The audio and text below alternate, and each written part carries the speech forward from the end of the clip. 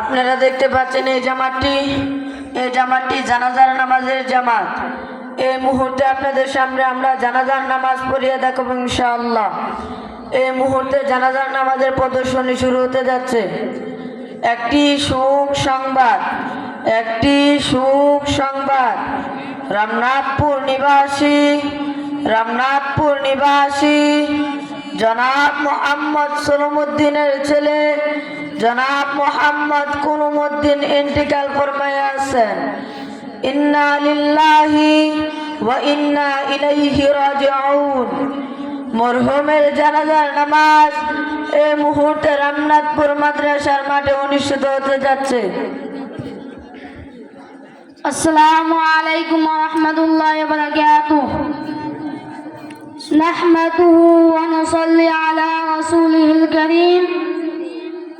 আম্মা বা'দ ফাআউযু বিল্লাহি মিনাশ শাইতানির রাজীম।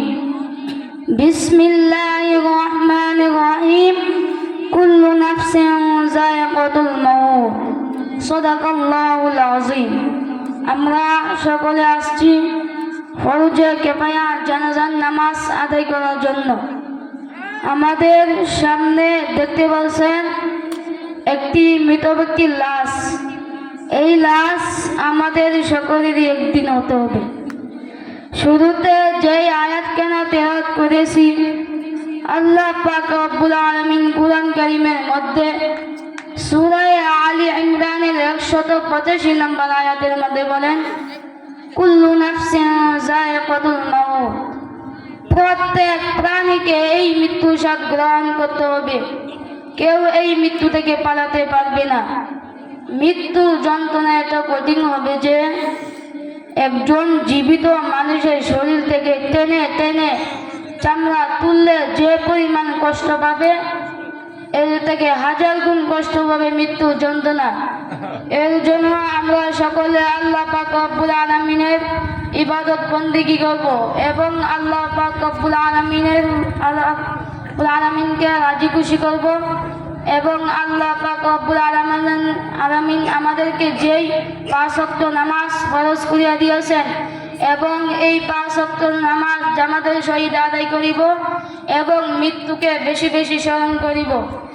এই মুহূর্তে জানাজার নামাজ শুরু হতে যাচ্ছে।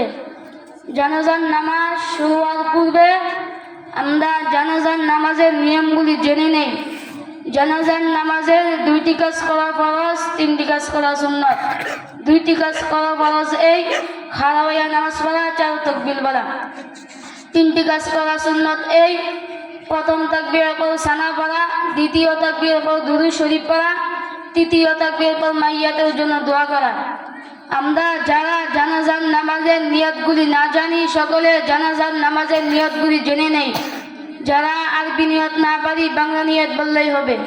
বাংলা নিয়ত এই, আমি এই ইমামের পিছনে 4 তাকবীরের সহিত এই মাইয়িতের ফরজে কিফায়া জানাজার নামাজ আদায় করে দিয়েছে। আল্লাহু আকবার।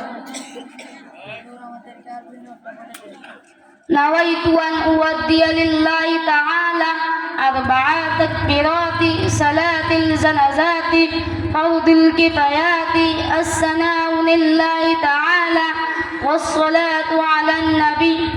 اقتديت بهذا الإمام متوجها إلى جهة كعبة الشريفة. الله أكبر.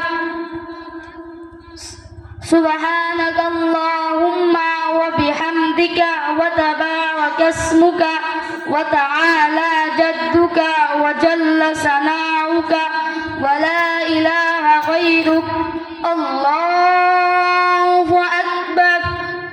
اللهم صل على محمد وعلى آل محمد كما صليت على إبراهيم وعلى آل إبراهيم إنك حميد مجيد.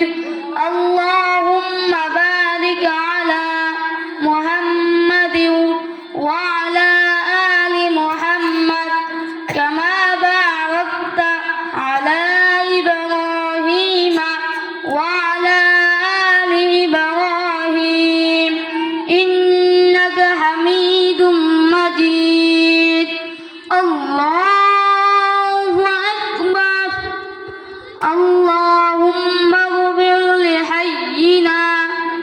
سيدنا وشاهدنا